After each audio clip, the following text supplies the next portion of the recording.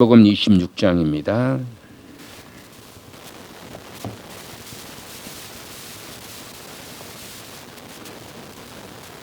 (47절로) (56절을) 보도록 하겠습니다. 하나님 말씀 47절부터 56절입니다. 봉독입니다. 말씀하실 때에 12 중에 하나인 유다가 왔는데 대제사장들과 백성의 장로들에게서 파송된 큰 무리가 칼과 몽치를 가지고 그와 함께 하였더라. 예수를 파는 자가 그들에게 군호를 짜 이르되 내가 입맞추는 자가 그이니 그를 잡으라 한지라. 곧 예수께 나와 납비여 안녕하시옵니까 하고 입을 맞추니 예수께서 이르시되 친구여 내가 무엇을 하려고 하는지 행하라 하신데 이에 그들이 나와 예수께 손을 떼어 잡는지라. 예수와 함께 있던 자 중에 하나가 손을 펴 칼을 빼어 대제사장의 종을 쳐 그 귀를 떨어뜨리니 이에 예수께서 이르시되 내 칼을 도로 칼집에 꽂으라. 칼을 가지는 자는 다 칼로 망하느니라. 너는 내가 내 아버지께 구하여 지금 12군단 더 되는 천사를 보내시게 할 수 없는 줄 아느냐.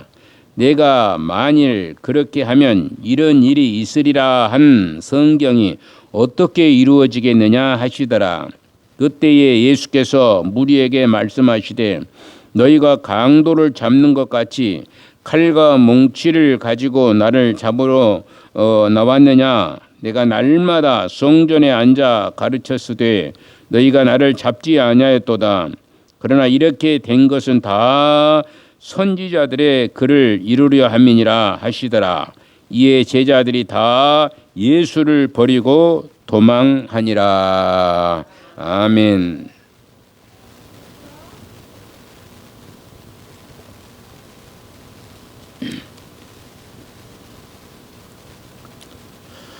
이제 장마철이 이제 들어서 아마 올해는 물폭탄이 이제 쏟아진다고 그래요. 그리고 더위도 아주 사상 유례 없는 더위가 올해 온다고 봅니다. 여러분들이 밖에 나가들 마시고 가다가 죽는 수가 있어요. 더위에 죽는 수가 있습니다. 온도가 45도 이렇게 올라가 버리면은 이게 죽습니다. 사람이 밖에서 햇빛을 쬐고 그러면은 그렇기 때문에 시원하게 좀 돈이 좀 들어가더라도 에어컨을 좀 켜면서 휴식을 좀 하고 정말로 나갈 때에는 오후 4시가 넘어서 나갈 수 있도록 아침 일찍 나가든지 중간에 있을 때는 나가면은 아주 힘들어지고 그러니까 그러시면 좋겠습니다. 한 15일가량 정도 어쩌면은 비가 이렇게 많이 온다고 그러니까 유념하시고 이제 여러분들이나 저가 다 건강한 한여름을 유지해 나가면 좋겠습니다. 이 가룟 유다가 있어요. 가룟 유다.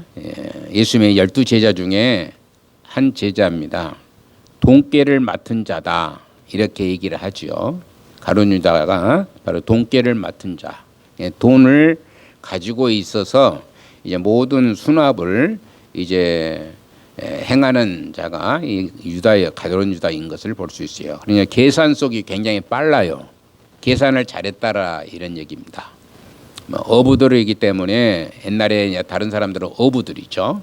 어부들은 뭐 계산 속이 없지요. 그냥 잡힌 대로 이제 갖다 팔고 또 먹기도 하고 그랬는데 가룟 유다는 이렇게 아마 계산이 굉장히 빨랐던 사람이지 않았나 이렇게 생각합니다.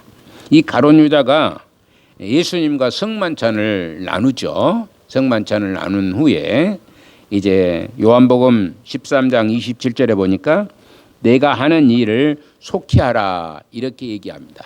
내가 하고자 하는 일을 속히 하라는 것이죠. 그런 후에 곧바로 밖으로 나갔어요. 그런 일을 하고 그렇게 예수님께서 말씀하시고 나니까 이제 그대로 곧바로 나가게 된 것입니다. 아마 그 길로 대제사장을 만나서 예수님을 팔았지 않았나 이렇게 싶어집니다. 뭐 어느 시에 이렇게 팔아서 은 30을 받았다는 내용은 없지만 특별히 아마 이 시간 정도가 아니겠는가 생각을 해볼 수 있습니다.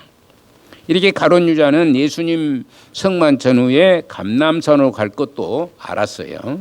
감람산으로 가서 틀림없이 거기 가서 기도도 할 것이다 라고 이제 알았던 사람이 가룟 유다입니다. 그래서 바짝 옆에 앉아 있었다라고 얘기한 적이 있지요. 예수님 바로 옆에 앉아서 예수님이 어떻게 할 것인가 이런 것들을 생각하면서 이제 가룟 유다가 이제 있었다 이렇게 생각합니다. 예수님을 잡으러 온 무리는 아주 큰 무리라고 이렇게 얘기를 합니다. 아마 제자들이 이때 당시에 11명이겠죠. 12제자 중에서 가룟 유다가 빠졌으니까 11명이 거기에 있었으니까 그 무리가 그 무리들 11명을 잡으려면은 아마 숫자가 꽤 있어야 된다. 이렇게 생각합니다. 11명 잡으려고 11명 잡고 예수님도 잡고 그러려면은 이제 뭐 10명이 와서 잡을 수가 없잖아요. 실질적으로. 그러니까 숫자를 아마 50에서 100명 정도의 그 숫자를 이렇게 파송을 했지 않나 이렇게 생각을 해보게 됩니다. 그리고 모두가 뭘 들고 왔느냐? 칼과 몽치를 이렇게 들고 왔다라고 얘기를 하고 있는 것을 볼 수 있어요. 우리가 전쟁에서 보면은 적군을 속이는 일이 참 중요한 일입니다. 우리가 그 손무에 그 36개라는 것이 있어요. 성동격서라는 것도 있고, 그래서 성동격서는 동쪽에서 막 악을 쓰고 뭐 별일이 있었던 것처럼 하면서 서쪽에서 일을 벌이는 그런 것이 있어요. 남을 속인 것이죠. 적군을 속이는 일입니다. 적군을 속여서 뒤쪽으로 치려고 하는 그런 속임수 역할.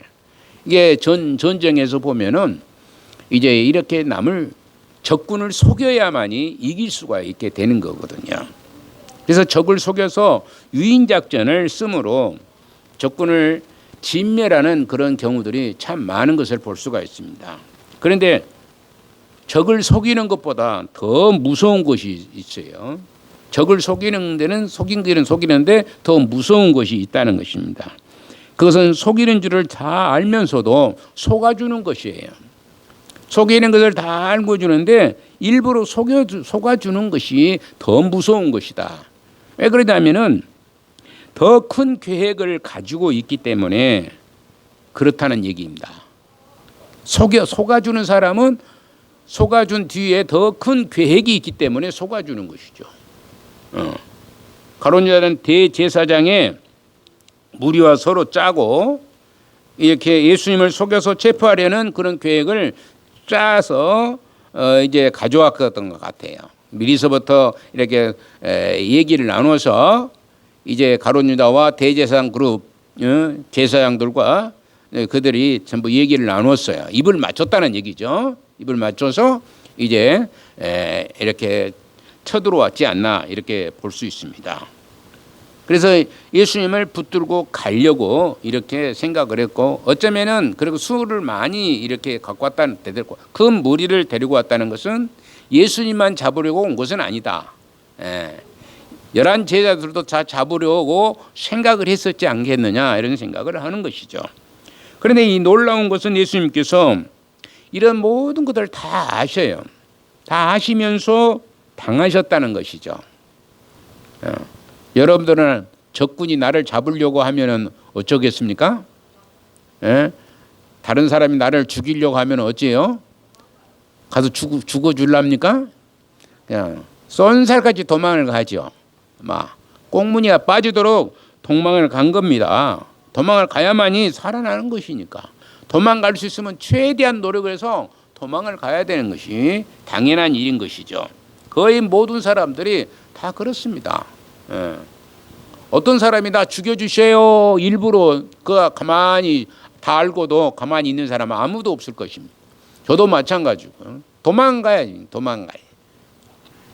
그러나 예수님은 이 가룟 유다의 계획과 대제사장의 계획을 다 아시면서도 붙들려 가신 거예요.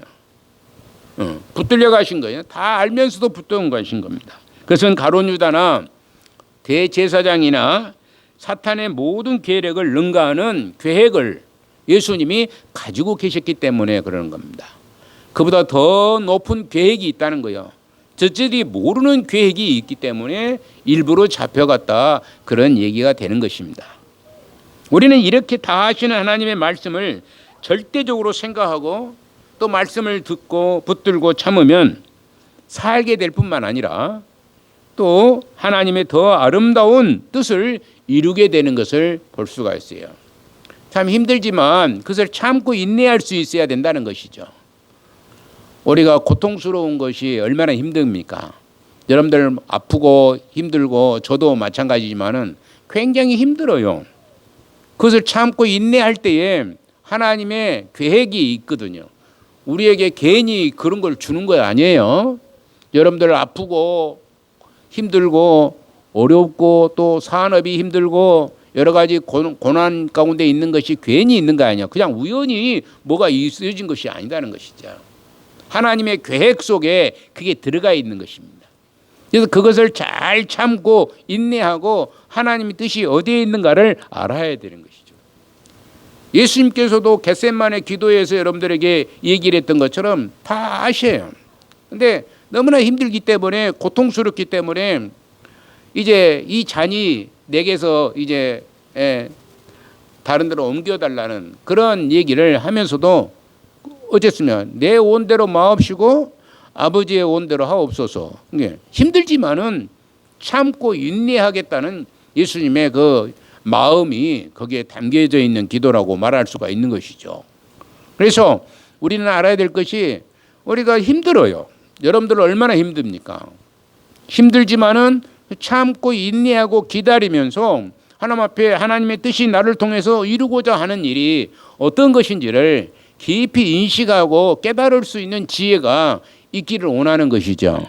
그래서 여러분들이나 저가 다 같이 힘든 일들이 왜 없지 않겠습니까? 다 힘들죠. 그러나 힘들지만은 그리해야 된다는 것을 말씀하고 있는 것입니다. 그래서 첫 번째로 이 정해진 대로 가로신 유다는 예수님과 다른 제자들을 배신하고 말게 되는 것이죠. 다른 제자들도 다 배신해 버린 거예요. 가룟 유다가 예수님만이 아니라 다른 제자까지도 다 배신을 해버리고 맙니다.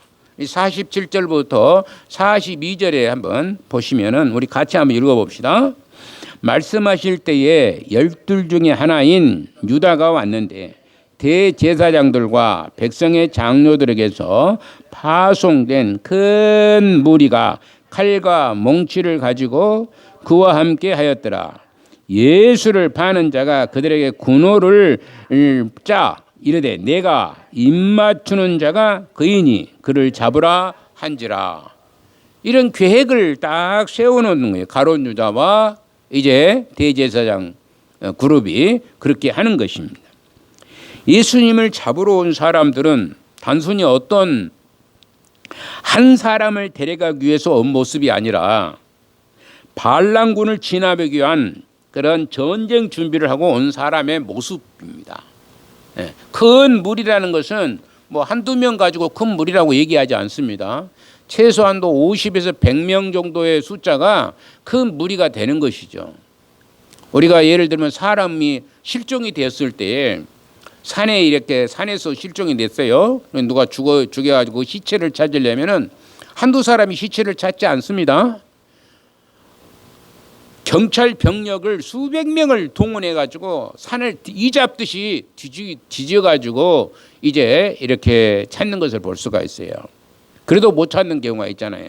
마찬가지로 큰 무리라는 것은 최소한도 100에서 50명 정도의 그 숫자가 이렇게 왔지 않겠느냐 이렇게 생각을 합니다. 그래서 어쩌면 그들은 나머지 그 아까도 얘기했던 것처럼 나머지 11명 제자들까지 다 잡아가려고 이제 많은 병력을 뽑아서 출동을 했을 것이라. 예수님이 잡으려면은 11 제자가 이제 반격을 가할 것 아니겠어요. 한두 사람이 와가지고 예수님 잡아가는데 제자들이 멀뚱히 쳐다보고만 있을 수는 없지 않습니까? 자기 선생님을 이제 잡아가는데, 그러니까 그들이 어쩌면은 이제 대들지 않겠느냐 이런 생각도 가질 수 있어서 이렇게 수많은 사람들을 데리고 이제 갔다, 이렇게 생각을 해보게 되는 것이죠. 가룟 유다가 예수님을 배신하는 신호는 어떤 것이냐 그러면 입맞춤이었다, 이런 얘기입니다.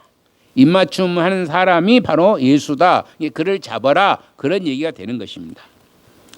이 유대인들에게 입맞춤이라는 것은 최고의 존칭적인, 존칭한다, 존경한다라는 그런 의미가 있습니다. 입맞춘다는 것은. 그래서 유대인들은 자기가 존경한 사람들에게 입을 맞추는 거예요. 뭐 서양이들도 보면은 뭐 아무 꺼리낌 없이, 우리나라 사람들은 꺼리낌 없이 입 맞춥니까? 이랬었고 그러잖아요. 누구하고 입 맞추고 있으면은 그러잖아요. 그런데 애국인들은 이게 평상화됐어요. 그래서 이렇게 입 맞추는 일들을 이렇게 스스럼 없이 하는 거예요. 아주 친한 사람들끼리 이렇게 입 맞추는 일들을 하는 것을 볼 수가 있습니다. 뭐 악수도 하지만은 악수보다 더 친한 사람들, 악수하는 것을 끝나지 아니하고 이 입 맞추는 일을 하는데, 이것은 바로 존경의 표시이고, 그런데 이 가룟 유다는 예수님께 입 맞추고 있는 것은 예수님을 뭐 달라고 입 맞추었느냐, 존경하기 위해서 입 맞춘 게 아니라 예수님을 팔아먹는 신호가 되는 겁니다. 예수님을 팔아먹는 신호가 되어버린 것이죠. 인간적으로 생각해 보면은 예수님께서 3년이라는 긴 시간 동안 가르치고 또 여러 가지 해오던 일들이 가룟 유다의 배신으로 한 방에 한순간에 와르르 무너져 버린 것 같은 그런 지경에 이른 것 같아요. 한 방에 무너져 버린 거예요. 3년 동안 오단에 쭉 가르쳤는데 한 방에 딱 무너져 버린 것이죠. 이 배신으로 말미암아. 그렇게 보이지 않습니까? 그동안 가르쳤는데 배신을 당해버리니까 얼마나 인간적으로 보게 되면 속상하고 힘들겠어요. 그리고 자기가 이루었던 공든탑이 다 무너져 버리는 것 같은 그런 생각이 들어질 수가 있는 것입니다. 결국 가룟 유다의 배신으로 예수님은 처형에 이르고 십자가에 죽어버리죠. 그리고 제자들은 뿔뿔이 흩어지고 마는 것을 볼 수가 있죠. 예수님은 이렇게 제자 한 사람을 잘못 선택한 결과 완전히 망하는 꼴이 되고 마는 것처럼 보이고 있는 것입니다. 제자 하나 잘못 선택해가지고 자기가 잡혀서 십자가에 죽어버리고, 예수님의 제자들, 다른 11제자들은 전부 도망을 가버리고, 그래가지고 완전히 파괴되어 버린 것이죠. 예수님의 역사는 거기서 끝나버린 것 같은 그런 생각이 들어지게 되는 것을 저는 보이는 것이죠. 여기서 우리는 가룟 유다의 진짜 모습을 한번 발견을 해 볼 수가 있는 것입니다. 그는 영적으로 실은즉 거듭난 사람이 아니었다. 영적으로 거듭난 사람이 아닌 겁니다. 모든 것을 인간적으로 열심히 했어요. 인간적인 열심으로 했기 때문에 예수님과는 모든 면에서 맞지를 않았다는 것이죠. 예수님은 영적으로 일을 하는데 이는 인간적으로만 일을 하는 거예요.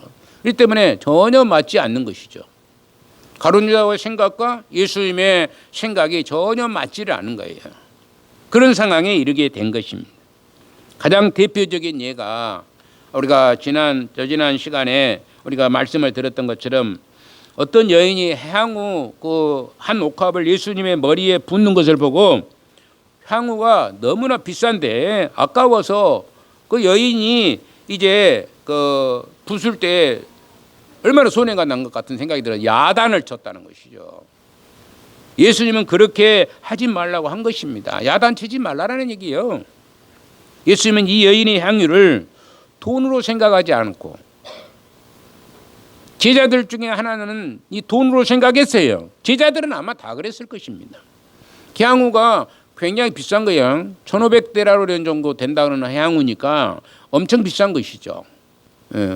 지난 시간에도 말씀했던 것처럼 1,500데나리온은 오늘날로 치면은 몇 천만 원이 됐지 얼마가 될지 잘 몰라요. 150일 동안 일했던 1500일 동안 일했던 그런 일이 1500일 동안 일했으니까 한 3년 동안 일했던 얘기예요. 여러분들이 3년 동안 일하면 얼마나 벌까요? 3년 동안 일하면 얼마나 벌는지 몰라요. 그걸 그냥 한 방에 부숴버리니까 얼마나 아깝겠습니까? 근데 예수님은 그게 아니다는 것이죠. 예수님의 죽음을 준비한 것으로 보셨다라는 얘기입니다. 예수님의 생각과 제자들의 생각이 전혀 다른 것이죠. 그러나 이 가룟 유다, 오늘 얘기한 야단을 제일 먼저 야단친 사람이 돈깨를 맡은 가룟 유다죠. 돈이 필요하겠죠? 돈깨를 맡은 자는 그러죠. 아마 우리 교회 재정을 위해서 제일 많이 기도한 사람들은 누구겠어요? 목사님이 기도하는 거 아니에요. 재정을 맡아서 헌금 교회를 가지고 있는 사람들이 아마 그래도 제일 기도를 많이 하지 않겠나 이런 생각을 합니다.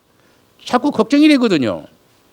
아마 교회 재정이 없으면은 일을 할 수 없으니까 목사님 생활비도 주지도 못하고 뭔 일도 해야 되는데 일도 못하고 그러니까 자꾸 걱정이 되니까 그것을 위해서 계속 기도할 수밖에 없는 것이에요.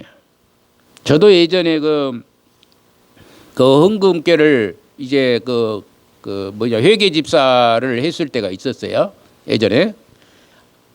그런데 그때도 이제 그것을 위해서 기도하고 내가 또 강원도에 제가 한 1년 동안 살았을 때는 교회 살림을 제가 전체를 다 책임을 질 수밖에 없어요. 헌금은 사람이 없어요.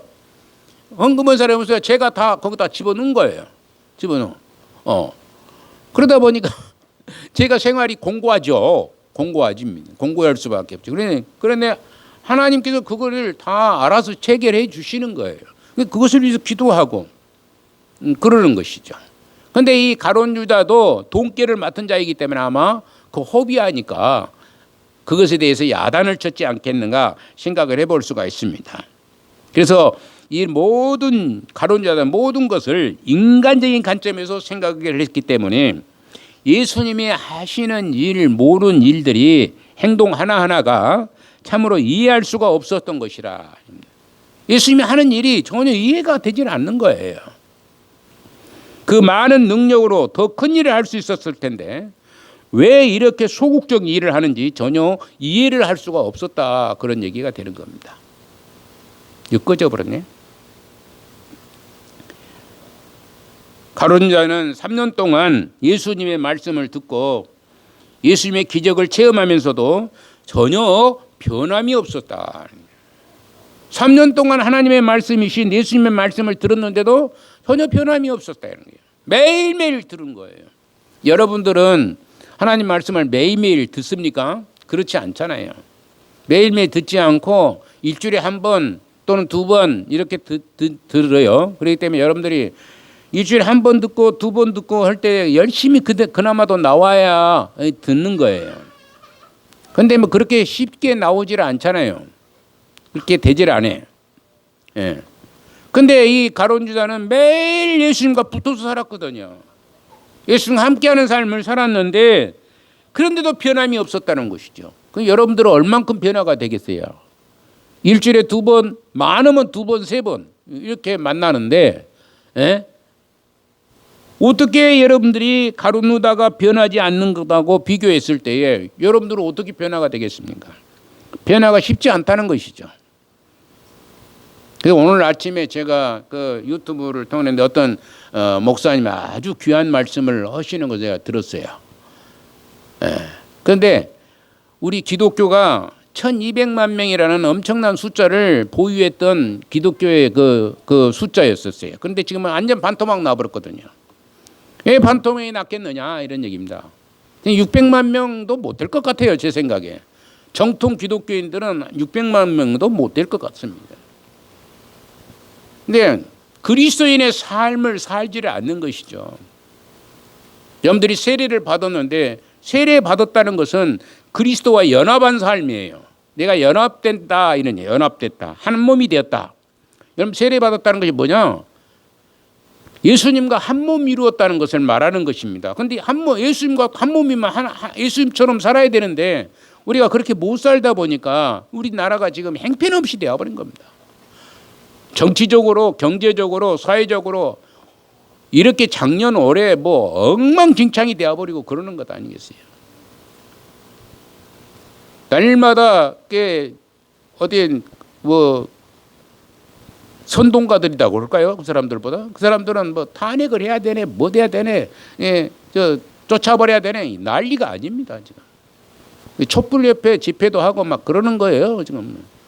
나라가 이 모양으로 돼 있고 세상에 국무총리는 그 오염수 온자리 뭐 오염수를 거기서 인정만 해주면 자기는 마시고 살겠다고 그렇게 헛소리나 뻥뻥 하고 있고요. 그게 말이 되는 얘기예요. 국무총리가 그 말을 해야 되겠습니까? 그러는 나라 꼴이 이렇게 된 거예요. 왜냐하면 누가 잘못했기 때문에 그러냐? 세상 사람들이 잘못해서가 아니라 기독교인들이 하나님의 말씀을 들으면 변화가 돼야 되는데 변화가 하나도 없어요. 밖에 나가면 똑같아 버리는 거예요. 똑같은 삶을 살아가 버리는 거예요. 하나도 바꿔지지 않은 거예요. 이 가룟 유다가 전혀 변하지 않는 것과 같이 똑같은 변화되지 않는 삶을 살아가는 것이다 이런 얘기입니다. 누구든지 3년 정도 예수님을 따라다니면서 말씀을 들었으면 변하지 않을 수가 없었을 것이에요. 교회도 그러잖아요. 교회 한 3년 동안 잘 나오면은 변화되잖아요. 그런데 끊어지지 않잖아요.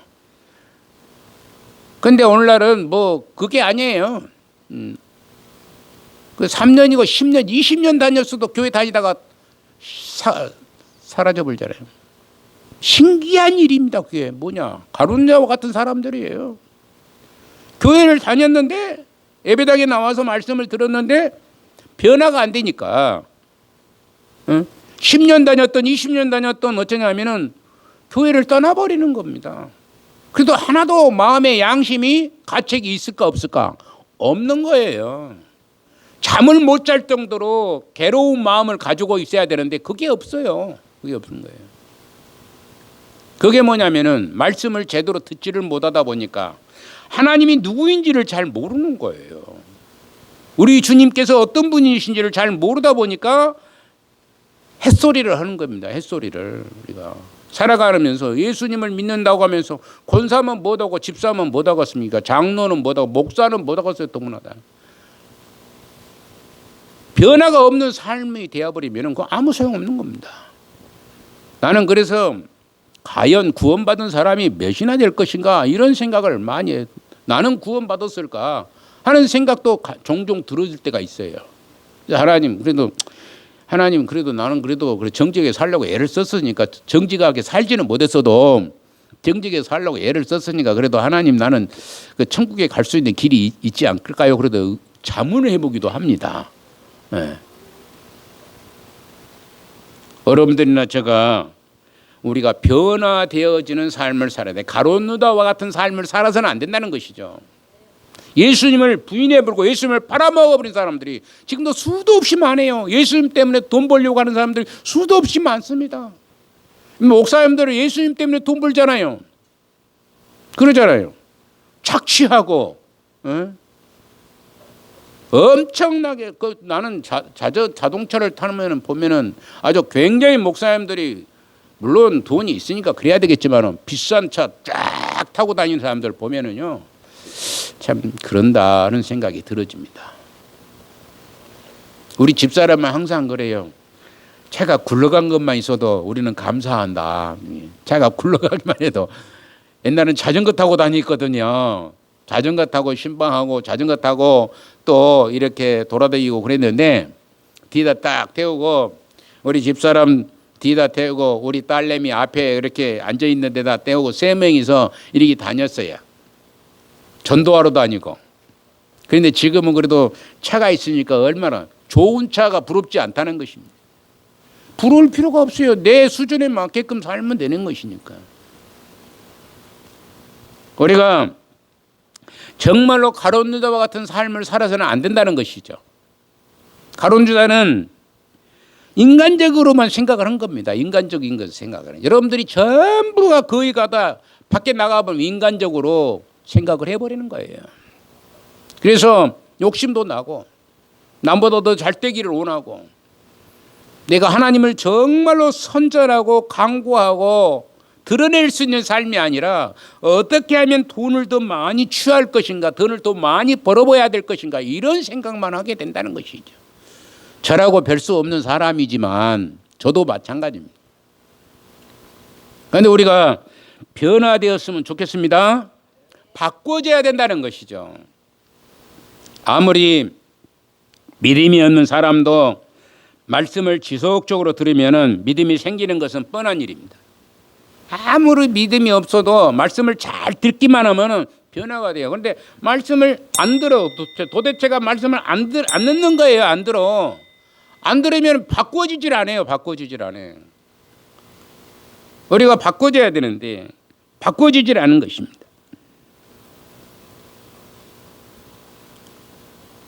이 가룟 유다는 전혀 믿음이 생기지 않았고 변화가 되지를 않았어요. 이것을 본 사탄은 예수님이 얼마나 가소롭게 생각했어요. 봐라. 자기 제자 하나도 바꿀 수 없는데 어떻게 세상을 바꾸어? 이렇게 가소롭게 생각할 수 있는 사탄의 생각을 읽어볼 수가 있습니다. 12 제자 중에 자기가 3년 동안 데리고 다니는데 제자 하나도 바꿀 수 못했는데 어떻게 세상을 바꾸겠느냐 라고 이렇게 가소롭게 여길 수밖에 없는 그런 절대절명의 상황에 이르게 된 것이라는 것이죠. 그런데 예수님은 가룟 유다를 쫓아내지 않은, 다 알고 있어요. 예수님은 다 알고 있으면서도 쫓아내지 않았다는 것이죠. 그 이유는 명확합니다. 그것은 모든 것이 합력하여 선을 이루신다는 것을 믿으셨기 때문에 그러는 거예요.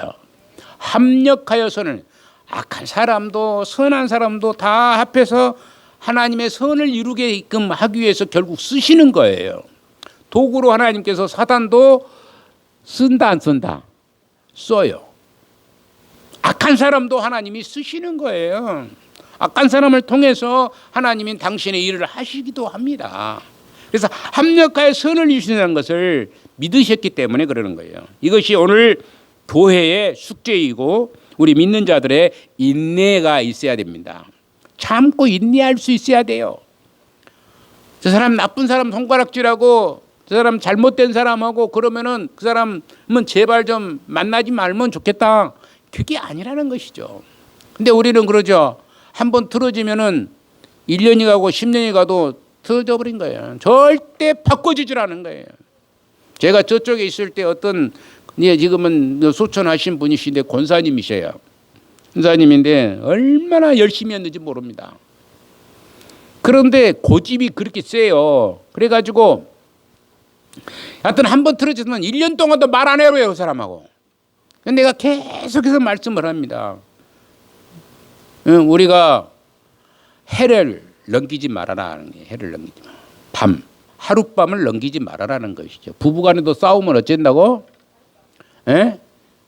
해를 넘기지 말아요. 다음 하룻밤을 넘기지 말아라는 것이죠. 참고 인내하는 그런 삶이 우리에게 있어야 된다는 것이죠. 저는 그것은 실천을 합니다. 다른 것은 실천을 못해도 그것만큼은 실천을 해요. 뒤판 싸워요. 우리 집사람하고 뒤판 싸우고 지금은 뭐 그렇게 싸우는 적이 없습니다. 옛날에 젊었을 때니까. 젊었을 때 뒤판 싸웁니다. 그냥 죽기 아니면 살기로 싸워요. 뭐 주먹으로 치고 받고가 아니라 말로 이제 싸우는 것이죠. 그런데 딱 기분이 묘해지는 거예요. 끝나고 나서 보면은 안 되겠다. 그러면은 그날 저녁에 잠자리에 들기 전에는 내가 무조건 잘못했다고 인정을 하는 겁니다. 내 성질이 그러니까. 내가 성질이 괴파하거든요. 급하고. 그래서 내가 모든 것이 내 원인이 나에게서부터 나타났다. 이런 생각을 해서 내가 미안하다고 그러고 그래가지고 다투거리고 서로가 얘기하고 그래서 풀어지는 것을 볼 수 있습니다. 우리 집사람도 요즘에는 나보다 더 성질이 차분해져 가지고 내가 좀 큰 소리 쳐도 좀 있으면 금방 어디로 가버립니다. 금방 어디로 가버려. 요즘에는 그러더라고요. 내가 그래서 내가 좀 큰 소리 쳐서 좀 속으로 좀 미안한데 그런데도 그것이 금방 바꿔져 버립니다. 우리가 그렇게 살아야 되는 거예요. 사람은 실수할 수가 있어요, 없어요? 있어요. 실수할 수 있습니다. 그러나 그 실수를 가지고 끝까지 가지 말라는 얘기예요. 용서하고 다시 만나서 화해하고 베풀고 우리 예수님이 하는 것처럼 당신을 십자가에 죽으시기까지 했던 그 사람들을 다 용서해 주시고, 여러분들 예루살렘의 세례를 받은 사람들이 수만 명이었었습니다. 예수님이 십자가에 죽으실 때 그 사람들이 어쩌냐? 예수님 막 질타하고 예수님을 십자가에 매달아라고 악을 쓴 사람들입니다. 그런데 예수님께서 십자가에 죽으시고 부활하신 뒤에 그들을 다 용서하신 거예요. 다 용서하신 거예요. 여러분들 주변에 여러분들과 혹시 사이가 별로 좋지 않는 사람들이 있을 수 있어요. 우리 인간 사회에 살면서. 그런데 오래 가지 마십시오. 여러분들이 진짜 예수님을 믿으신다면 절대 오래 가지 마십시오. 그것은 예수님 안 믿는 사람들은 하는 일이고, 예수님 믿는 사람들은 우리의 이웃을 불쌍히 여기는 사람이 돼야 돼요. 아무리 버버 같은 사람도, 아무리 악한 사람도 용서할 수 있는 그런 사람이 여러분들에게 있어야 될 줄로 믿습니다. 한번 찬송가 하고 또 우리